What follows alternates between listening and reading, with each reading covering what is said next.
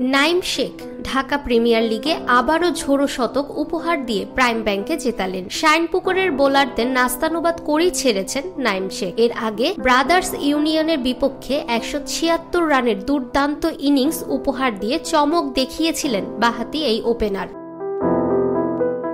শুক্রবার বিকেএসপি ৩ নম্বর মাঠে শাইনপুকুরের বিপক্ষে ঝোড়ো সেঞ্চুরি বেরিয়ে এসেছে নাইম শেখের ব্যাট থেকে। এদিন বাঁহাতি ব্যাটার ৬৪ বলে ৫ ছক্কা ও ১১ বাউন্ডারে হাঁকিয়ে করেছেন ১০৪ রান। তার হার না মানা শতকে শাইনপুকুরকে হেসে খেলে ৯ উইকেটে হারিয়েছে প্রাইম ব্যাংক।